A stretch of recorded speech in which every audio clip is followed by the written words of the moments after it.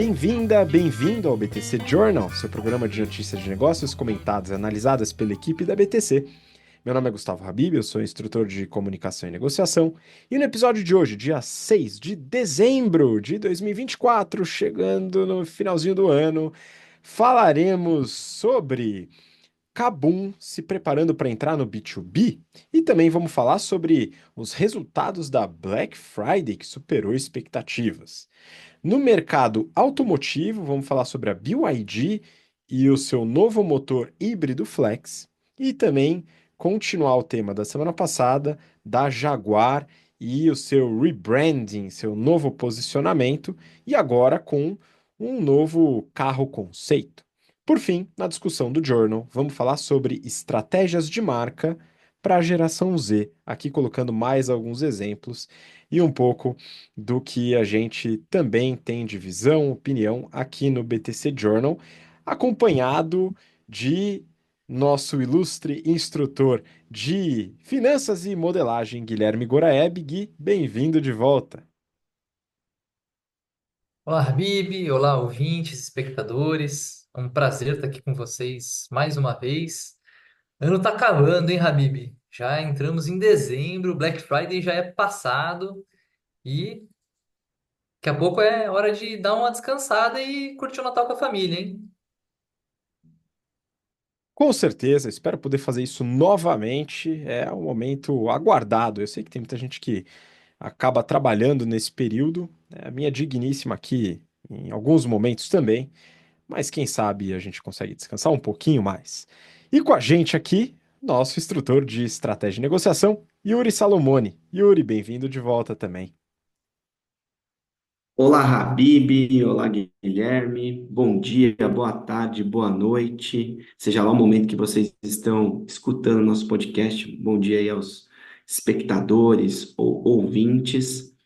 Habib, eu serei a pessoa que irei trabalhar nesse final de ano. Gui, você vai ficar tranquilo e eu vou me lascar, que é o momento que eu mais vou trabalhar.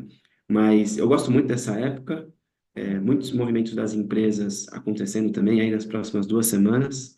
Acompanhem que hoje a gente compartilha um pouco com vocês. É isso aí, tem bastante notícia. Eu aproveito para convidar você que nos escuta ou nos assiste, independente do canal que você está, para conhecer nossa página no Instagram, @instabtcompany, seguir a página, acompanhar as principais novidades da BTC e dar uma força para o nosso canal do YouTube. Inclusive, lá no YouTube a gente bate um papo nas aulas. Eu estava falando com o pessoal da turma 118. A gente está finalizando lá no GBP, o General Business Program, o curso, né, com a disciplina de Problem Solving, resolução de problemas. O pessoal resolve uns casos mega complexos voltados para estratégia de fusões e aquisições com verticalização para frente, tem caso de reestruturação de portfólio, redimensionamento de investimentos em marketing, P&D, casos voltados para empreendedorismo, trabalhar elasticidade de demanda, mudança de estratégia de produto, uma série de coisas que misturam os temas que a gente viu ao longo do curso. E a turma da 118 ficou curioso sobre alguns vídeos antigos, entrevistas que a gente realizou. Então tem bate-papo com um monte de gente, tem bate-papo com o ex-CMO do Itaú, não o atual, que foi demitido por uso do cartão corporativo para compras pessoais, mas o anterior, né, que era o chefe dele, inclusive, que é o Fernando, que é um amigo meu, um papo muito legal sobre marketing. A gente falou com o Gabriel Galípolo, que vai assumir como presidente do Banco Central no ano que vem.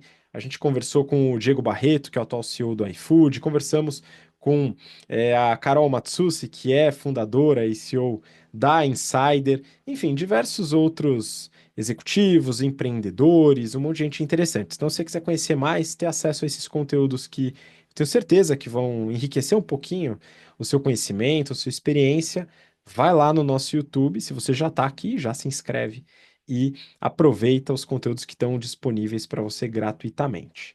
E para você que quer se aprofundar ainda mais no conhecimento em business, faço aqui o convite para você se inscrever nas turmas de 2025 do General Business Program, se você estiver no início da sua carreira, terminando a faculdade, ou recém-formado, recém-formada, e o Strategy and Finance Program, que é o nosso curso voltado para líderes e executivos, e empreendedores, pessoas que estão na tomada de decisão. Tem também inscrições para o curso de Excel e Modelagem, o EBP, e para o nosso curso de Estratégia de Precificação, Pricing. Os links estão todos aqui na descrição para você conhecer um pouco mais sobre os nossos cursos. Bom, vamos lá, pessoal. Tem bastante coisa para a gente tratar hoje, então eu vou começar com uma notícia do Neofeed. Kabum, da Magazine Luiza, prepara a entrada no B2B e se aproxima dos 5 bilhões com B de bola de faturamento. Gui, queria que você comentasse sobre essa notícia e falasse também do resultado do Kabum na Black Friday. Bora lá, pessoal. Então, o Kabum, né, aparece aqui nessa notícia do Journal, já apareceu em outras, né? Você que ouve aí o Journal há mais tempo vai se lembrar que a gente já comentou aqui sobre essa empresa. Por quê? Porque ela foi comprada lá em 2021 pela Magazine Luiza em uma transação que deu muita dor de cabeça para os vendedores, né? Eles se sentiram lesados e processaram a Magalu depois de terem as suas expectativas frustradas. De onde que vem essa frustração? Muito por conta da estrutura da aquisição, né? Boa parte da remuneração dos vendedores foi feita através de ações da Magalu, que eles não poderiam vender por um bom período de tempo. E o que que aconteceu com o valor das ações da Magalu? Despencou nos últimos anos, né? Se a gente pegar aqui os últimos 5 anos, a gente consegue cravar quase que a máxima histórica da Magalu, que foi lá em novembro de 2020. De lá para cá, as ações já caíram 96%. Então, virou pó, né, essa parte da remuneração dos vendedores da Kabum, que foi em ações do Magalu. Mas, deixando essa história de lado, vamos aqui para a notícia. O sobrinho neto da instituição brasileira chamada Dona Luiza Helena Trajano, o Luiz César Trajano, está tocando a operação do Kabum e traz alguns dados aqui sobre os seus planos para alcançar 5 bilhões de reais em receita. Para alcançar esse objetivo, a empresa está se preparando para lançar uma nova divisão, B2B, agora no primeiro trimestre de 2025. Eles já atuam nesse segmento, atendendo algumas grandes empresas como o Itaú, mas a ideia é ter algo mais estruturado e focar em micro e pequenas empresas, além de profissionais que buscam tecnologia de alto desempenho e suporte 24 horas.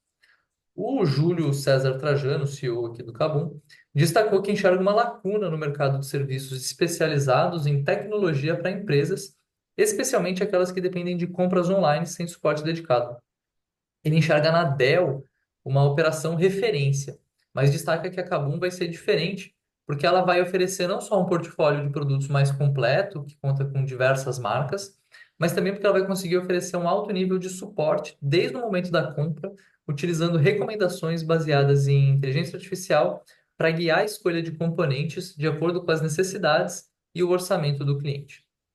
A matéria comenta ainda sobre a estratégia da Kabum no varejo físico, onde ela inaugurou a sua primeira loja operando como Store in Store, ou seja, uma loja dentro de uma loja do Magazine Luiza, lá em São Paulo. O plano é abrir mais 2 lojas nesse formato em 2025.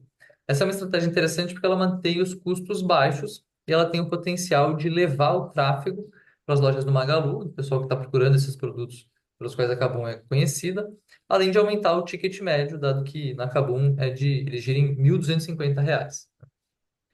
A matéria do Neofeed também comenta sobre a Black Friday, né? Habib, você sabe qual que é a representatividade dessa data nas vendas anuais da Kabum?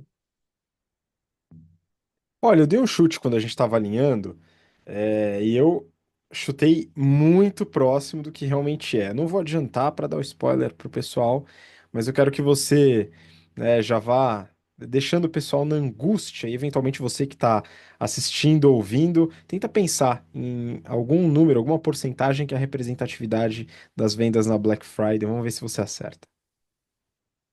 Exatamente. Uma data do ano, pensa aí quanto que ela representa nas vendas. São 365 dias no ano, né? Quanto será que representa? Vou te ajudar um pouquinho. A empresa contratou 260 profissionais para essa data. Ela aumentou seus investimentos em infraestrutura da nuvem, né? Claro, para conseguir lidar com um tráfego maior de gente no site. E ela cresceu seus investimentos em mídia em 30% comparado com o ano anterior, para 30 milhões de reais. Agora vamos lá responder. 25% das vendas do Kabum no ano são feitas agora no período da Black Friday. Um quarto do ano, ou seja, mais de R$ 1 bilhão em vendas feitos nessa data. Um ponto interessante aqui, né, assim, acho que, primeiro, impressionante isso, né? Agora, olhando do ponto de vista estratégico, a operação da Kabum, eles reduziram em 40% a quantidade de SKUs da Black Friday desse ano comparado com a do ano passado. SKU, né, Storage Keeping Unit, é a quantidade de produtos que a empresa possui, né? Ou seja, eles tiraram uma porrada de produto. Eles têm agora um portfólio que caíram de 200 para 120 mil produtos diferentes. Eles tiraram aqueles que não eram core e que acabavam trazendo menos rentabilidade, como TV, celulares e air fryers e secadores de cabelo. E mesmo com esse sortimento reduzido, a expectativa era de aumentar as vendas em 13%. A gente está fazendo o Journal, já passou a Black Friday, eu fui atrás, e eles conseguiram bater essa expectativa e cresceram as vendas em 17% no ano contra ano. E o que é mais legal? Certamente eles fizeram isso com um ROIC bem maior, né? Lembrando para os nossos ouvintes o que é o ROIC. ROIC é o retorno sobre o capital investido. É uma das medidas de rentabilidade mais importantes que uma empresa possui. E ele é calculado dividindo o lucro operacional líquido depois dos impostos sobre o capital investido. O NOPAT sobre o capital investido. Ou seja, com um sortimento onde a empresa tem mais relevância com os fornecedores, ela consegue negociar uma margem melhor. Além disso, como são os produtos pelos quais o Kabum é reconhecido em vendas, itens de computador, notebook, periféricos, ele muito provavelmente tem um giro maior nesses produtos do que ele tinha nos outros lá, air fryer, secador de cabelo, né? Então ele tem uma margem melhor e tem um giro melhor, ele vai conseguir não só melhorar o resultado operacional, como também reduzir o capital investido. Esses dois elementos vão fazer o ROIC dessa divisão do Magalu bombar, né? De acordo com o site Status Invest, que é um site voltado para investidores, né, eles calculam ali o ROIC da Magalu nesse ano, né, atual, em menos de 6%. 6% de retorno sobre o capital, pessoal. Isso aqui é um horror, né? A nossa taxa básica de juros está beirando 12%, né? O custo de capital da Magalu vai ser maior do que o Selic, 100% de certeza, né? Então a gente não precisa fazer muita conta para saber que a empresa hoje está destruindo o valor. Está destruindo o valor econômico. EVA, valor econômico, assim como ROIC, como NOPAT, são conceitos que a gente vê na disciplina de finanças corporativas no GBP.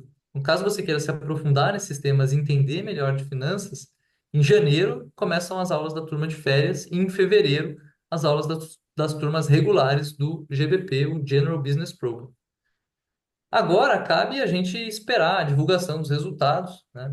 Vamos ver se o Kabum está conseguindo melhorar o ROIC do Magalu, se o Magalu está conseguindo melhorar a sua operação. Quem sabe com isso as ações não sobem um pouquinho e começam a devolver a perda de quem entrou lá em 2020 e está amargando 96% de queda no valor das ações, né? Agora fica para o ouvinte, quanto que precisa aumentar a ação para devolver 96% de queda? Não é só aumentar 96% de novo, Gui? Se subir 100% agora, né? Será que devolve? Pois é, Não dá, pessoal, né? fica a sugestão de fazer essa continha, mas quanto que dá, Gui?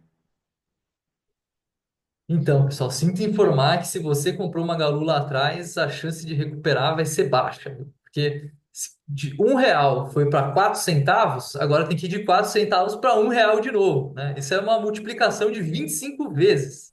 Ou seja, 2.500%, Habib. Tá fácil. Olha, eu, se fosse você, comprava derivativo de criptomoeda, porque com uma Magalu você não vai recuperar esse dinheiro nem a pau. O derivativo de criptomoeda agora você pegou pesado, hein? Talvez seja mais fácil jogar. Não, tô brincando, não ia nem completar essa frase aqui. Vamos dar sequência. Vamos dar sequência, pessoal. Próxima notícia, também relacionada a Black Friday. Eu peguei aqui do Valor Econômico. Exclusivo: Black Friday é a melhor em 4 anos e supera projeções. Yuri, você tá com a gente já faz tempo, a gente já comentou sobre a Black Friday os anos passados. E eu lembro que a gente sempre se decepcionava. Cada ano era uma decepção nova, mas parece que agora o negócio mudou, né? Parece que ela realmente voltou aos primórdios de ser uma data que de fato realiza a venda, né? Habib, o ponto de atenção aqui, respondendo a sua pergunta, antes de entrar na notícia em si, quando você tem uma base menor, aumentar 10% é mais fácil, né? Vários anos com crescimentos menores, dar um salto é menos difícil. Mas a expectativa esse ano estava alta e foi atendida, né? Mas vamos lá. A Black Friday, ela ocorreu na última sexta-feira e a gente até comentou aqui antes da Black Friday, coloque os seus componentes do carrinho, avalie o valor do frete, demos essa dica aí 2 semanas atrás. Espero que você tenha feito isso, por favor, né? Bom, ocorreu aqui um consumo que não foi visto nos e-commerces, principalmente desde 2020, na época da pandemia, né, dado o Covid-19. O aumento no período, a expectativa estava altíssima e estavam esperando aumento da ordem de 2 dígitos, 10, 12%. Só para vocês terem ideia, houve um aumento no número de pedidos de 12%. Não houve aumento no valor médio das compras, no tal do ticket médio, né? Que é da ordem de R$ 555,17. Aumentou 0,8%, absolutamente nada. Um dado super interessante dessas previsões foi que em 2019, o 13º dos CLTistas do Brasil, ele caiu na sexta-feira do Black Friday. E este ano também. Então, repetimos aí um número de 5 anos atrás. Isso ajudou tanto os analistas a preverem o aumento, quanto a realidade corroborar com o que haviam previsto. Bom, as vendas de sexta, comparadas com o dia anterior, a quinta-feira, elas aumentaram 76%. Isso é um movimento absolutamente normal.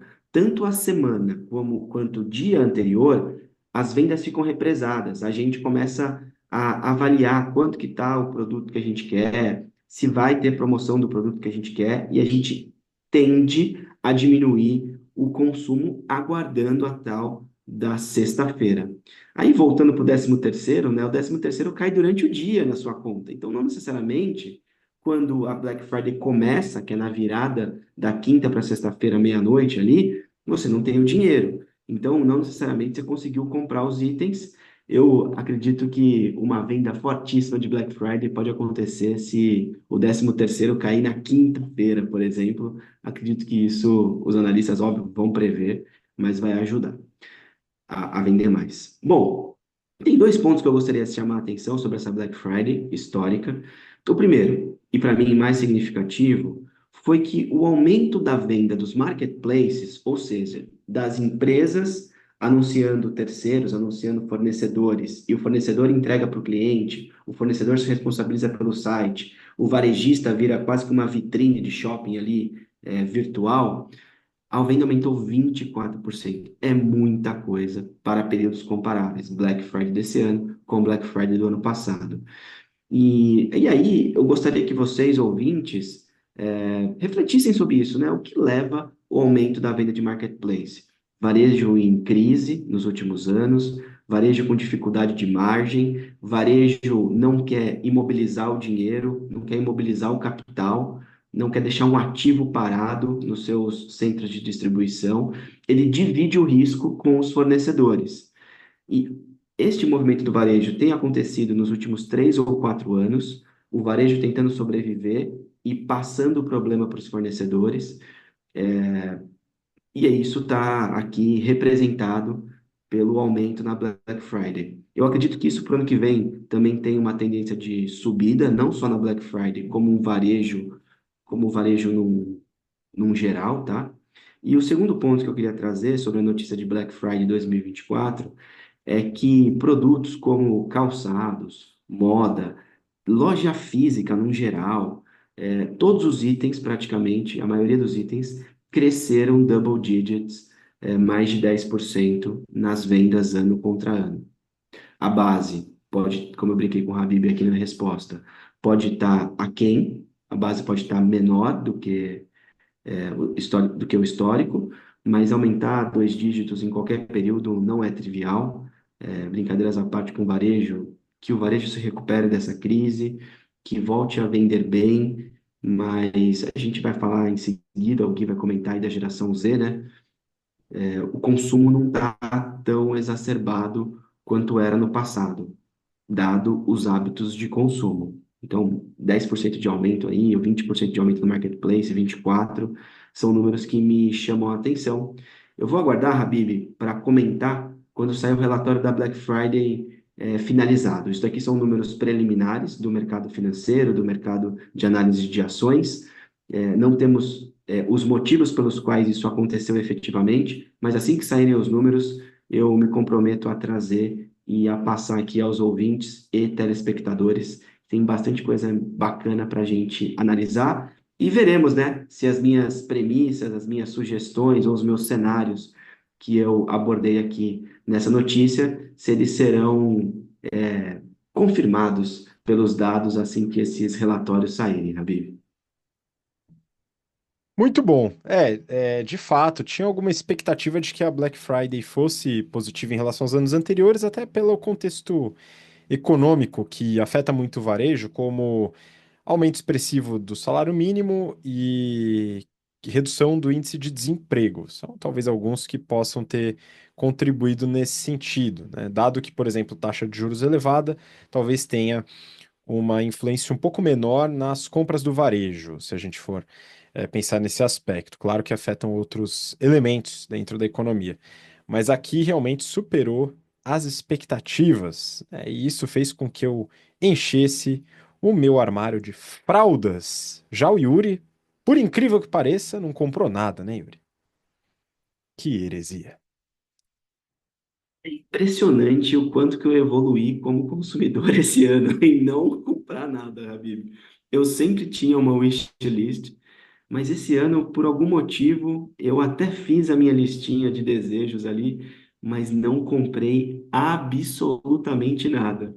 Então eu estraguei o varejo, ajudei a estragar esse não aumento aí do ticket médio, ou eventualmente não as expectativas dos consumidores dos analistas. Acho que foi isso que aconteceu, Habib. Os analistas estavam prevendo várias coisas, deve ter tido um monte de Yuri que não comprou nada e falou: caramba, por que que isso não se deu, né? Mas, enfim, eu não comprei nada, Habib. Felizmente eu não comprei nada, meu cartão de crédito está com limite mantido por hora. E tem um monte de mensagem no WhatsApp do Yuri, de lojistas perguntando se ele tá bem, se tá tudo sob controle, se ele tá vivo. Mas tá, viu, pessoal? Tá aqui e participando do Journal aqui com a gente. Todo mundo preocupado com a minha saúde, com a minha presença física nos lugares, mas eu não apareci. É uma preocupação muito genuína, né? Então, vamos lá. Falar um pouco sobre mercado automotivo agora. Peguei uma notícia da Forbes. BYD lança motor híbrido com DNA brasileiro e promete 20 mil empregos no país. Gui, queria que você comentasse sobre essa notícia. Parece bem promissora, principalmente para a região onde fica a montadora aqui no Brasil. Vamos lá. Bora lá, pessoal. Então, essa notícia ela tem um tom de propaganda aqui, para ser honesto, né? Mas aí eu vou deixar vocês avaliarem aí criticamente os dados que são trazidos. A BYD, uma gigante, né, chinesa e muito conhecida pelos seus carros elétricos, agora carros híbridos também, está dando mais alguns passos significativos aqui no mercado brasileiro. A nova fábrica em Camaçari, na Bahia, está quase pronta e a expectativa é que os primeiros veículos BYD fabricados em território brasileiro comecem a ser produzidos em março de 2025, ou seja, 3 meses, pessoal, para estar saindo carro de lá. O grande destaque aqui é o revolucionário motor híbrido, de acordo com a matéria, que esse revolucionário, hein? Que a BYD revelou, projetado especificamente para o Brasil. De acordo com a matéria, o primeiro motor híbrido capaz de funcionar com etanol, uma grande inovação, considerando que os híbridos atuais no Brasil operam apenas com gasolina. Talvez eles tenham deixado de fora os híbridos que operam com etanol também, né, Habib? Para poder falar que eles são os únicos que operam com etanol, né? Os que já fazem isso, a gente é o primeiro que faz isso. Isso é muito estranho, viu? Tudo bem, a gente consegue entender alguns pormenores. Por exemplo, aqui me parece ser um híbrido plug-in, onde você consegue carregar ele na tomada. E aí, eventualmente, é o primeiro, mas eu não diria que isso é uma grande revolução. Afinal, eu tenho um certo lugar de fala, sou engenheiro eletricista, eu me especializei nessa parte voltada para motores e geradores elétricos, e eu posso afirmar que de um motor que não é plug-in para um motor plug-in, a diferença não é tão revolucionária assim, tá? Ela já foi descoberta no século XIX. Depois a aplicação, claro, que ela vai amadurecendo e principalmente o uso da bateria, mas a bateria também existe no híbrido tradicional. Então, a Toyota deve ter ficado meio chateada esse tom dessa reportagem, né? Acho que até pelas propagandas que eu tô ouvindo direto deles, né, falando dos motores híbridos flex, e de fato, né, ela foi a inovadora aqui no Brasil em relação aos motores híbridos flex, e hoje até a Stellantis está fazendo um híbrido mais ou menos, mas é flex também. Pois é, talvez seja isso, né? É o motor que liga na tomada. Mas vamos lá, esse motor que eles desenvolveram, né, foi fruto de uma colaboração entre mais de 100 engenheiros brasileiros e chineses. A BYD diz aqui que está investindo na transferência de conhecimento, com funcionários da fábrica de Camaçari fazendo um Ciência Sem Fronteiras, não, brincadeira, fazendo um intercâmbio lá na China. Os planos da BYD vão além desse motor. A empresa confirmou, tô rindo aqui, olhando o Habib rindo. A BYD confirmou aqui que além desse motor, eles vão construir uma fábrica dedicada para motores, tá? Aqui no Brasil, o que mostra o compromisso significativo da empresa com o país. E o primeiro veículo a utilizar essa tecnologia vai ser o BYD Song Pro, equipado com motor 1.5. De acordo com a CEO da BYD para as Américas, a Stella Lee, o novo motor está em linha com o desejo de transformar Camaçari em um polo tecnológico semelhante ao Vale do Silício, o que teria sido uma promessa que ela fez para o presidente Lula. E para concluir esse plano, a BYD planeja contratar incríveis 20 mil pessoas até o final de 2026. Bom, essa matéria me lembrou aqui, em especial esse final, né, da notícia da Uniqlo, que a gente comentou não faz muito tempo aqui no Journal, sobre as escalas das fábricas que existem na China, né, e a dificuldade que é você encontrar mão de obra tão especializada, tão abundante em outros lugares do mundo. Eu imagino que não seja simples contratar 20 mil pessoas para trabalhar numa montadora em Camaçari. Mas enfim, tá aí o desafio. Eu imagino que a BYD vai ter programas de formação para atrair ali as pessoas, eventualmente vai ter que trabalhar a remuneração, vai ter que trabalhar alguma coisa para aquilo ser atrativo, né? Bom, e enfim, não sou o maior fã de BYD, mas eu desejo sucesso para eles nessa empreitada. Espero que eles de fato consigam levar mais desenvolvimento, né, mais emprego para o Nordeste, sem falar nesse ponto de transferência de tecnologia, que é extremamente relevante, né? No Brasil, a gente não é reconhecido como grandes desenvolvedores de tecnologia, apesar de desenvolvermos muita tecnologia de ponta aqui no Brasil, como é, por exemplo, o caso da Embraer, como é, por exemplo, o caso da Embrapa, entre outras empresas que a gente poderia citar, né? A WEG.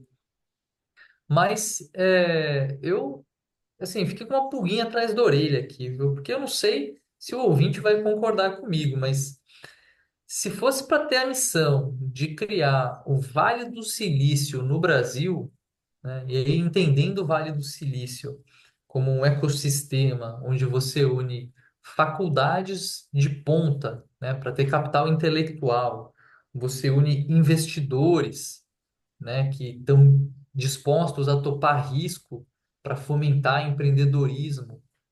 Você une mercado consumidor para as empresas que são geradas ali terem tração no início, você une incentivos, né, facilidades econômicas para você abrir uma empresa, captar recurso, e tal. Então, você precisa ter gente, precisa ter dinheiro, precisa ter mercado, né? Eu não sei se eu escolheria Camaçari para começar, viu? Eu consigo pensar em outras cidades que eu colocaria antes na minha lista aí. E aí, fazendo meu lobby aqui, né? Eu começaria com a capital das startups no Brasil, a famosa Ilha da Magia. Habib, eu não sei se você Você vai defender a Unicamp aí, vai defender outros lugares, né? Barão Geraldo. Mas Camaçari também não seria a primeira opção, não, né? Definitivamente não, acho que Barão Geraldo seria um excelente polo, famosa cidade sem lei, né? E tem alguns outros polos de tecnologia, desenvolvimento, formação e também atividade econômica pujante, como São José dos Campos, própria São Carlos, né? Principalmente como polo de desenvolvimento de tecnologia e ensino. Até, né, já cogitaram até Fortaleza, eventualmente, mas Camaçari, para mim, é novidade. Agora, uma coisa que une todos esses lugares é que nenhum deles tem silício, né? Então, eu acho que seria legal a gente mudar um pouco o nome, pelo menos, né? Vale de alguma outra coisa, a gente pode tentar pensar em algum outro mineral aí, algum outro elemento que possa traduzir melhor essa ideia. Agora, eu realmente ri bastante, você falou Ciência Sem Fronteiras, eu lembrei muito, fazendo um breve parênteses aqui, né?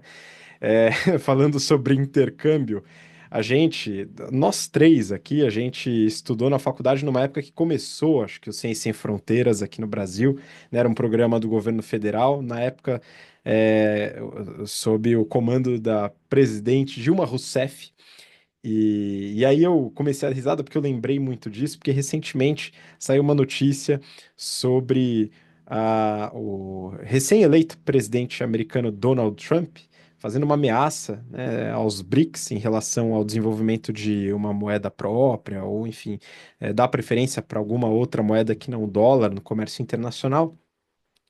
E lembrei que a gente vai assumir a presidência dos BRICS e que a Dilma Rousseff é presidente do Banco dos BRICS, né? E aí eu lembrei do apelido carinhoso que Dilma recebia naquela época quando ela oferecia as bolsas do Ciência Sem Fronteiras, né? Boa parte dos agraciados pelo Ciência Sem Fronteiras chamava a Dilma de Dilmãe, né? E aí eu comecei a rir muito porque eu lembrei disso. Enfim, se você quiser entender sobre essa negociação entre Estados Unidos e BRICS, né, essa provocação do Donald Trump, como que se dá a dinâmica de poder de barganha entre Estados Unidos e China, ou os BRICS como um todo, se inscreve no GBP, se matricula e me cobra, porque a gente faz essa análise juntos na nossa aula de negociação estratégica. Beleza? Isso aqui é legal e a gente vai conseguir aprofundar bastante nesse tema. A gente não discute política nem nada assim, mas quando a gente fala de poder de barganha, pode ser um caso legal de abordar os temas conceituais, beleza? Vamos dar sequência, pessoal? Eu peguei uma notícia do Brasil Journal e é uma continuação de uma notícia já comentada na semana passada. A Jaguar quer voltar a ser desejada. Conheça o plano. Na semana passada, falamos aqui sobre a nova marca da Jaguar, o rebranding, que causou polêmica na internet e fora dela também. Se você não viu, vai lá no episódio. Numa análise comparativa com outras marcas, que traz também estratégia de produto, preço, outras variáveis, eu coloquei o seguinte ponto. Se o rebranding for feito sem uma mudança forte de portfólio, foi só um buzz que fez a empresa gastar mais dinheiro do que ela já está gastando. Mas se o caminho for uma alteração completa dos seus carros, principalmente com foco em eletrificação, a mudança faz bastante sentido e pode ser positiva. Sobre o gastar dinheiro, semana passada eu compartilhei alguns números da Jaguar Land Rover que tem tido uma queda aí dos seus resultados operacionais. Fechando aqui esse pequeno parênteses. Dada a condicional, logo em seguida da gravação do episódio, a empresa mostrou seu novo carro conceito, o Jaguar Type 00. E agora a gente tem uma visão mais clara do que ocorre. Apresentado na cidade de natal da marca no Reino Unido, o carro justifica a nova marca. Claro, é só um carro conceito, mas serve para mostrar o direcionamento do portfólio. Começa com as cores apresentadas, rosa e azul bebê. O design do carro ele é bem futurista e lembra uma mistura de Cybertruck da Tesla e o Batmóvel. É um elétrico que passa a ser o direcionamento da marca como motorização, rodas Aro 23, um negócio gigantesco, e o resquício do logo da Jaguar. Então, em alguns lugares ali, próximo ao teto do carro, na parte da frente, perto do friso lateral da porta, tem o logo do Jaguar, o logo, né, o bicho, a onça pintada, em alguns locais do carro. Tudo isso parece ter um objetivo: fazer a Jaguar sair de uma marca premium, quase luxo, mas premium, para luxo de verdade. O primeiro carro inspirado nesse conceito vai ser um sedã que vai ser lançado, tem previsão de lançamento para 2027, com valor estimado em 120 mil euros. Ou seja, a ideia é não ter carro para competir com Mercedes, BMW ou os chineses premium, como alguns dos veículos da BYD. É o caminho escolhido para fazer a empresa sair da pindaíba. O Brasil Journal traz até o contexto histórico. Em 99, a Ford comprou a Jaguar e tentou trazer escala para a montadora, que até então era bem focada em carros de luxo, atendendo celebridades como Paul McCartney e a Rainha Elizabeth. Nessa de escalar, eles criaram carros para competir com as marcas premium europeias, Mercedes, Audi, BMW. Esse movimento não deu certo. Além de não conseguir conquistar o público premium, acabou perdendo o status de luxo que atraía o público original. Num movimento semelhante ao da Louis Vuitton, há alguns anos atrás, que é um caso que a gente aborda no GBP, nas aulas de marketing, sobre estratégia de produto alinhada com estratégia de marca, ou desalinhada, e posicionamento. Em 2009, a Ford vendeu a Jaguar e a Land Rover para a Tata Motors, do grupo Tata Group, que é um grupo indiano que tem uma porrada de empresas. A gente falou também sobre isso semana passada. Nessa movimentação, a empresa entrou na onda dos SUVs e voltou a crescer, mas os números logo caíram. A ideia é que, com o reposicionamento, ela volte ao patamar de empresas como Bentley e Aston Martin, que competem no segmento de luxo. Ou seja, baixo volume, price point alto e entrar novamente no imaginário da população como objeto de desejo e pouca demanda. A nova marca e os novos carros, eles vão cumprir com esse posicionamento para o público-alvo? Essa é a pergunta de 1 milhão ou 1 bilhão de dólares. Particularmente, eu acho que não. Como eu falei, o rebranding, com mudança de portfólio voltado para a eletrificação, é uma boa, mas não creio que seja uma boa se posicionar como alto luxo nesse tipo de reposicionamento. Para esse público, a tradição exerce um papel relevante. Status, história, linhagem da família, pronomes de tratamento e, via de regra, pouca preocupação com mudanças climáticas ou diversidade. Eu posso estar errado, mas a gente vai ter que esperar 2027 para saber. Como eu falei, isso tudo está sendo forçado por resultados pífios da Jaguar dentro do grupo Jaguar Land Rover, que está com a receita andando de lado, 13,7 bi de libras no resultado divulgado, e uma margem EBIT em queda em 11,3%, né?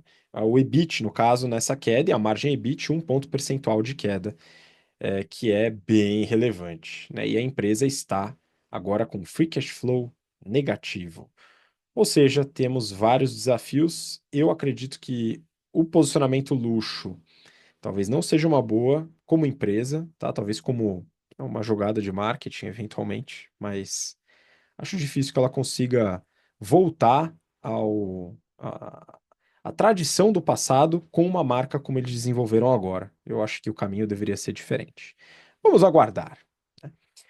Bom, dando sequência até nessa discussão, quero trazer a nossa discussão do BTC Journal de hoje, que é do valor econômico, e o título é o seguinte: Marcas tradicionais mudam estratégia para atrair consumidor da geração Z.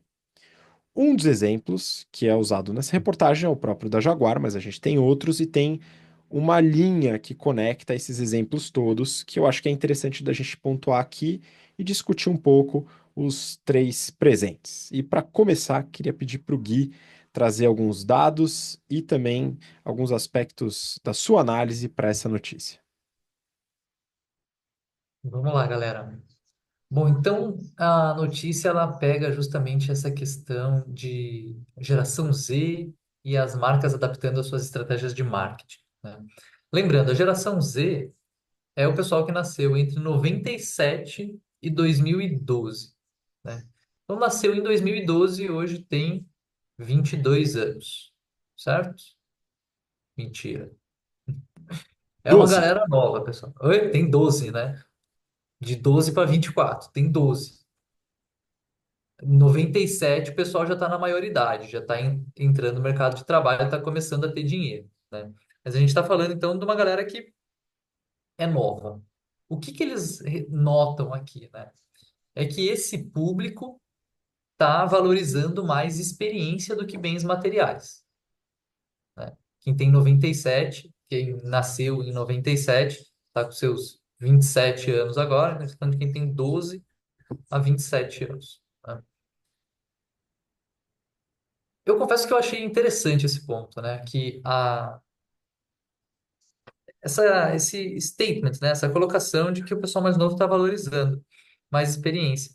E é interessante por alguns motivos, né? Primeiro, porque a gente tem hoje tecnologia, empresas de tecnologia que facilitam a gente suprir certas necessidades sem ter algumas posses, né? Sendo mais objetivo. Quando eu era, apesar de eu ter cara de moleque, né? Tem um senhor aqui um grupo de estudos que eu participo, toda vez que ele me vê, ele pergunta se eu já fiz faculdade, assim, se eu estou estudando e tal. Mas já tem um tempo que eu fiz faculdade, pessoal. E quando eu era, assim, há uns 10, 15 anos, né? Quando eu estava lá nessa época, ter um carro era mandatório para você se locomover, sabe? Ou você ia depender de transporte público, ou você ia usar um carro. Não tinha Uber. Táxi era super caro, né? Então, o carro vinha como essa necessidade, né? Hoje, tem muita gente que está beirando 30 anos que não tem carro. E tudo bem, porque o Uber funciona lindamente, né? O Uber, se você está em São Paulo, se você está em grandes cidades, ele supre essa necessidade de deslocamento, tá? Esse é um ponto. A gente tem tecnologia ajudando a suprir certas necessidades. O outro ponto é carro, casa, apartamento. Olha o valor que estão essas coisas hoje. Um descolado não está da realidade de quem tem 25 anos, né? A geração dos nossos pais, dos nossos avós, com 25 anos, já estava pensando. Se não estava pensando, muito provavelmente já estava fazendo, né? Comprar casa, fazer filho, já estava no segundo, terceiro filho. Agora a gente está pensando em ter filho com 40 anos, né? Com 35, com mais. Mas a gente tem iPhone, mas a gente viaja para fora, né? Então, as, as pessoas estão consumindo coisas diferentes. Dos motivos, na minha visão, é o carro, a casa, está absurdamente caro, né? Então, pô, se eu não consigo comprar isso, aonde que eu vou colocar esse desejo de consumo? Tá? Eu vou colocar num iPhone? Ou falando aqui da matéria especificamente, né? Experiência, eu vou no Beto Carreiro, eu vou ficar comprando o café do Starbucks, eu vou ficar pagando o streaming e podendo ter a conveniência de assistir cinema em casa a todo momento, né? De novo, volta a 20 anos, a gente não tinha streaming em casa, né? Não tinha nem TV a cabo, muita gente. Eu não tinha TV a cabo. E aí você tem que ver o que está passando lá na TV. Hoje é inconcebível para uma criança ver o que está passando na TV, né? Ela manda no que vai passar na TV. Ela não recebe o que vai passar na TV, né? Um ponto que eu acho interessante é a gente questionar se essa troca de bens materiais para experiências ela é saudável, né? E respondendo de maneira bem objetiva, sim, tem vários estudos que mostram que as experiências tendem a trazer mais satisfação e felicidade do que os bens materiais. E as razões para isso são quatro. Primeiro é que experiências criam memórias duradouras. Elas permanecem por mais tempo na memória das pessoas e o valor percebido de bens materiais tende a diminuir ao longo do tempo, né? Então você lembra com saudade de uma viagem que você fez, mas você não lembra com tanta saudade do carro que você teve, né? Conexão social. As experiências frequentemente envolvem outras pessoas e promovem relacionamentos e interações sociais que são cruciais para a felicidade.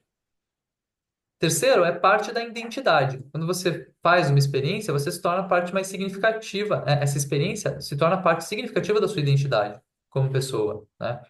Você pratica um determinado esporte, você é a pessoa que viaja para determinados lugares, né? Isso faz parte mais da sua identidade do que eu possuo uma casa. E tem a reinterpretação positiva, né? A gente tende a lembrar de experiências focando e ressaltando os aspectos positivos e diminuindo os desafios que a gente teve ao longo do caminho. E isso aparece em diversas pesquisas, tá? Tem estudo da Universidade do Texas, com mais de 2.600 participantes, que mostrou que, independentemente do custo, as compras de experiências consistentemente trouxeram níveis mais altos de felicidade em comparação a compras materiais. Os pesquisadores da Universidade do Colorado descobriram que as pessoas obtêm mais prazer e satisfação duradouros ao investir em experiências de vida do que em posses materiais. E um experimento de laboratório em um experimento de laboratório, estudantes universitários experimentaram sentimentos mais positivos ao pensar em uma compra experiencial do que ao refletir sobre uma compra material. Ou seja, para aumentar a felicidade, pode ser sábio direcionar parte do consumo para experiências ao invés de bens materiais. Isso pode incluir atividades como viagens, jantar com um amigo, show, aprender novas habilidades. E um ponto importante para notar é que a felicidade derivada dessas experiências não depende necessariamente do custo. Mesmo experiências simples e acessíveis podem proporcionar uma satisfação duradoura quando são significativas para o indivíduo, né? Você não precisa ir para a Disney ou fazer um mochilão na Europa. Você pode fazer um piquenique no parque. É uma atividade, é uma experiência, isso traz uma memória legal. Bom, então, fechando esse grande parênteses aqui sobre troca de compra de bens materiais por experiências e o lado positivo disso, né? Vamos voltar para a matéria. As empresas, elas estão se afastando da publicidade tradicional e estão abraçando o tal do marketing experiencial, né? O que que é isso? Isso envolve a criação de experiências envolventes e interativas, tanto no mundo digital quanto no físico. E aí, dois exemplos. Primeiro, a Visa, que entrou no universo dos jogos online, levando o seu logotipo para a plataforma Roblox, que é uma plataforma de jogo. E aí tem eventos que acontecem dentro dessa plataforma e a Visa está lá expondo a sua marca, da mesma maneira que ela estaria expondo a sua marca no Rock in Rio, né? Ela expõe dentro desses eventos online. O próprio Rock in Rio é um evento onde as marcas vão e se expõem, né? Adidas, Itaú, várias marcas vão lá se expor para o pessoal que está indo para assistir um show de música, né? Bom, outro exemplo que a gente pode citar é a Jaguar, né, com seus carros de luxo, ou agora de super luxo, que está tentando alcançar os jovens da geração Z com alto poder aquisitivo, né, os Ultra High Net Worth Individuals. Ela quer gente com patrimônio acima de 10 milhões de dólares. Então, se você aí está na faixa dos seus 25 anos, já atingiu os seus 10 milhões de dólares de patrimônio, a Jaguar está procurando você, pessoal. Levantem a mão. Eu aposto que nossos ouvintes, temos vários aqui que se enquadram nesse perfil, talvez com um pouquinho mais de patrimônio, né? Mas esse é o público que a Jaguar está procurando. Para isso, eles estão criando eventos únicos e criam conteúdos alinhados aos interesses desse público. Eles lançaram aí o famoso vídeo de rebranding, né? O vídeo não foi muito bem recebido pela crítica, mas ele fale mal, fale bem, fale de mim, né? Todo mundo ouviu falar desse vídeo aí da Jaguar. E a Camila Mateus, diretora de marketing para a América Latina, disse que o filme teve mais de 160 milhões de visualizações e ela espera que isso se traduza em algum aumento de vendas, né? Porque vender que é bom não está fácil para a Jaguar. Nos últimos anos eles têm ficado aquém das expectativas. Honestamente, não acho que é um carro de 120 mil euros que vai ajudar esse Batmóvel misturado com o Cybertruck, né? Que vai alavancar essas vendas da Jaguar. Mas torcemos aí pela Camila. Bom, e essa mudança de marketing experiencial está alinhada com o crescimento projetado do setor de entretenimento e mídia no Brasil. Yuri, queria ver teus complementos aqui. E, assim, estratégia das marcas, né, para a geração Z, que é exatamente o que a gente está buscando nessa notícia, eu acredito que eu tenha dois ou três pontos para colaborar com você. O primeiro, o desespero das marcas em conseguir vender para a geração Z. O desespero em recuperar o crescimento ou atender às expectativas dos investidores. O conceito de comprar e depois pensar para que usa, ou comprar e depois descobrir para que serve, que muitos varejistas ou muitas empresas potencializaram isso no passado, hoje a geração Z já se questiona. A geração alfa, que vem agora também, já se questiona: será que eu preciso disso? Para que serve tal item? E quando você pensa na economia circular, no reuso das coisas, ou no quanto que aquilo dura, né? Que não fica obsoleto tão rápido, isso tudo leva à mudança do poder de compra das pessoas. Então, basicamente, quando as marcas se deparam com isso, tem de ser feitos testes. O teste da Jaguar é um, o teste do Uber ou do Airbnb, como você comentou, é outro, e diferentes marcas fazem diferentes testes. Eu confesso que eu não sei qual é a resposta certa. Óbvio que se eu soubesse, eu não estaria gravando o BTC Journal, eu estaria já milionário, talvez com esses 10 milhões aí, ou muito mais do que isso. Mas, brincadeiras à parte, tá difícil de saber como vai ser o comportamento no futuro das pessoas. E por que a gente fala tanto da geração Z? Porque hoje é a geração que está com 20 e poucos anos, é a geração que está entrando no mercado de trabalho, é a geração que mais vai consumir na próxima década. Então, não é porque não gostamos da geração Z ou porque gostamos muito da geração Z, é porque praticamente vai representar aí 20, 30% da PEA, da população economicamente ativa. Por isso que se fala tanto da geração Z. A dificuldade de liderar essas pessoas que pensam diferente, essas pessoas que contestam o status quo e afins. Então, Gui, eu queria trazer esses 3 ou 4 pontos aí para essa rica discussão, mas o que eu vejo de fato é um desespero das marcas em querer vender e não saber como. E os testes estão sendo feitos para tentar responder esse tipo de pergunta.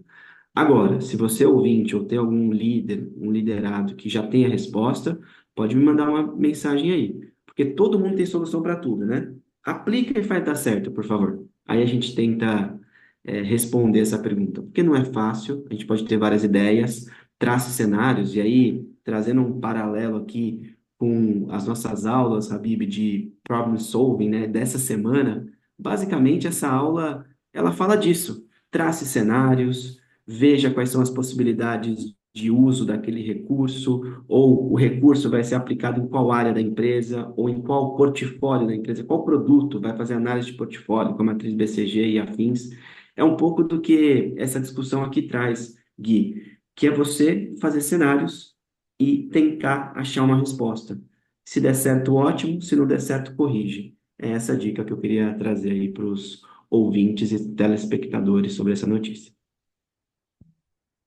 Eu vou só dar mais uns pitacos. Primeiro que eu gostei muito do parênteses do Gui falando sobre essa diferença entre consumo de bens materiais e experiências da geração Z, que eu acredito, eu concordo com o ponto do Gui, eu acredito que são dois pilares. O primeiro é econômico, a impossibilidade de boa parte dessa geração de adquirir bens materiais de alto valor, como imóveis e carros.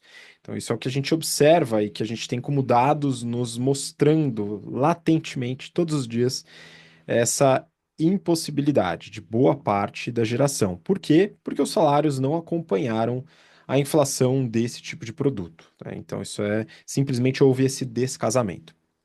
E aí tem a questão de hábitos de consumo e preferências, que também mudou. Talvez não, né, nesse caso, né, de imóveis e veículos, mas quando a gente fala também de preferência por experiências.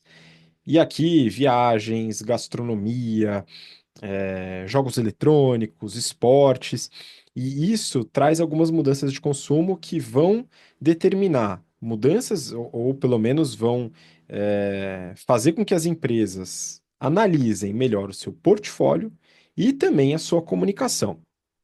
Por exemplo, tem um livro muito bom chamado iGen, que traça uma série de características da geração Z e uma delas é a redução do consumo de bebidas alcoólicas, o que força, ou pelo menos deveria forçar, uma mudança, uma reestruturação de portfólio de empresas de bebidas alcoólicas para poder se adaptar a essa geração, caso seja de interesse vender para esse público.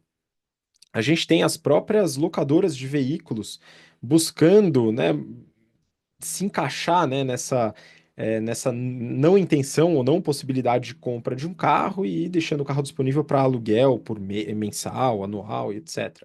Tá? Então tem formas de você adaptar produtos. Um exemplo que a própria reportagem traz é do Banco do Brasil. Então, o Banco do Brasil, ele é um exemplo tanto de mudança de produto como de mudança de comunicação. No caso de produto, Eles contam com linhas de crédito para gamers comprarem equipamentos gamer. Ou seja, aqui a gente tem um tipo de produto desenhado para um determinado público-alvo que é predominantemente geração Z. Então, isso falando de produto. E aí, quando a gente fala de comunicação, um exemplo do próprio Banco do Brasil é o patrocínio. O Banco do Brasil patrocina o vôlei brasileiro há décadas. E agora ele está patrocinando também surf, skate e os games, os e-sports, ou seja, também entrando em tendências e hábitos da nova geração. Outro exemplo que eu achei bem legal foi da Visa, que o Gui comentou. E a Visa, além dela entrar, né, através do Roblox, né, uma plataforma de jogos bastante popular, o diretor de marketing, o Rodrigo Bocchiccio, ou alguma coisa assim, ele trouxe uns dados de uma pesquisa da própria Visa, colocando que 57% dos jogadores da geração Z descobriram marcas enquanto jogavam e 53% disseram estar mais dispostos a comprar itens de empresas que estão dentro dos games. Isso fez com que a Visa entrasse com comunicação dentro de jogos. Ou seja, a gente tem adaptação tanto das marcas e da comunicação, como também da estratégia de produto. Esses são exemplos de empresas tradicionais, como Visa e Banco do Brasil, que eu acredito que estão fazendo de forma bem positiva.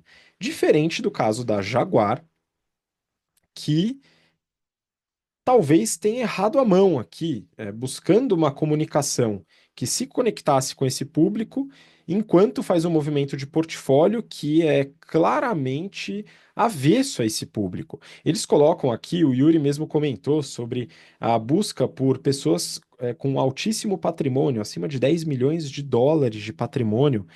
E pessoal, é difícil achar alguém da geração Z com um patrimônio desses. A gente tem herdeiros que eventualmente vão ter um patrimônio desses, e fora os herdeiros, tem meia dúzia de influenciador digital ou piramideiro que conseguiu dar certo com algum tipo de ação genial ou de ação criminosa. Então, assim, a gente tem pouquíssimos casos, não tem como a gente colocar isso como estatisticamente relevante.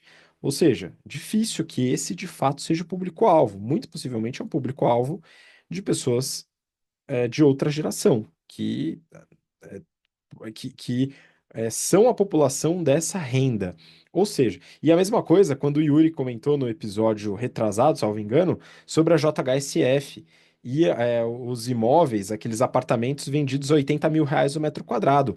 Certamente não é geração Z o público-alvo, mas a JHSF sabe que não é geração Z, né? É ao contrário da Jaguar, que eu acredito que está confundindo um pouco as bolas. Então aqui, eu acho que é importante ter esse alinhamento, que o Banco do Brasil mostrou aqui, segundo a reportagem, e avisa também. E essa mudança ela é fundamental. Como o Gui mesmo colocou, as empresas vão ter que se adaptar de alguma maneira e não há regra para isso também, como o Yuri colocou. As empresas vão ter que descobrir ao longo do tempo. A Visa descobriu que anunciar em jogos é uma boa. O Banco do Brasil descobriu que fazer patrocínio de esportes que estão mais relacionados à geração Z, como surf, como e-sports e skate, também é uma boa. Então, as empresas elas vão testando. O importante é sempre realizar esses testes, como o Yuri muito bem ponderou.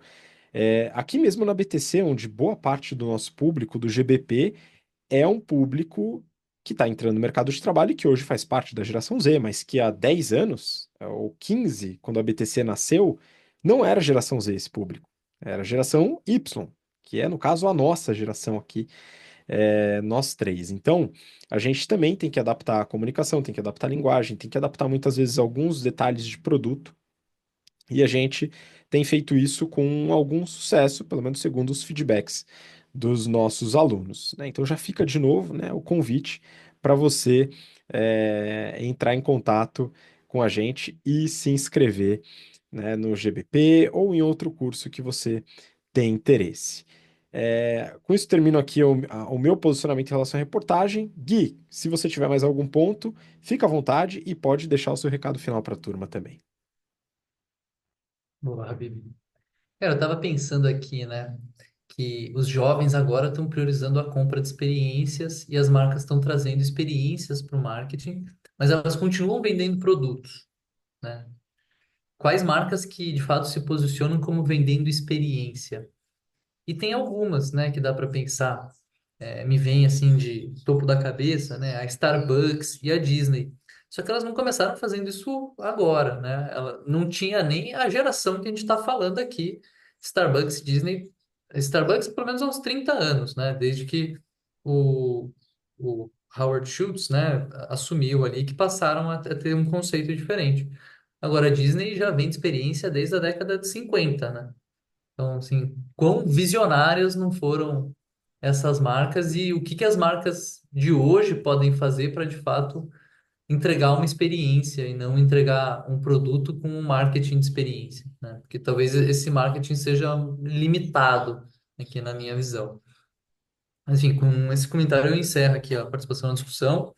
É, agradeço aí Habib, Yuri, a presença, agradeço os nossos ouvintes pela paciência e preferência e nos vemos no próximo Journal. Muito obrigado, Gui. Yuri, você, se quiser colocar mais algum ponto em relação a essa discussão, e também um abraço para a turma. Esses comentários do Goraieb no final, assim, me fazem ficar muito reflexivo. Eu não sei se o que eu vou falar agora é certo, mas estimo que sim. Mas, Gui, essas empresas que você diz que vende experiência há tempos, talvez o produto delas seja a experiência e ela vende outras coisas a reboque, né? Porque a Disney é impressionante como vendem experiência e o Starbucks você vai para sentar, para conversar, para, enfim, ter uma vida social ali e também você toma um café e come um pão de queijo superfaturado, né? Mas superfaturado é a minha opinião sobre o preço desses produtos. Mas será que essa é a tendência do varejo, então, Gui? Vamos esperar aí nossos ouvintes comentarem. Quem sabe essa seja a salvação das empresas e a gente aqui anunciando isso previamente. Tomara que sim, né? É isso, Habib. Obrigado a todos e até semana que vem. Muito obrigado, Yuri. Obrigado, Gui. Obrigado você que nos acompanha até agora, até essa discussão final. Obrigado pelo seu interesse, pela paciência. Como o Yuri pediu, né, solicitou, e a gente também, né, se você puder ajudar com comentários, sugestões, dicas, feedbacks, é, temas que você quer que a gente aborde, deixa tanto no Spotify como no YouTube pra gente, e a gente fica muito feliz de receber e utilizar essas dicas para os próximos episódios. Um grande abraço, até a próxima semana para mais um episódio do BTC Journal. Tchau, tchau.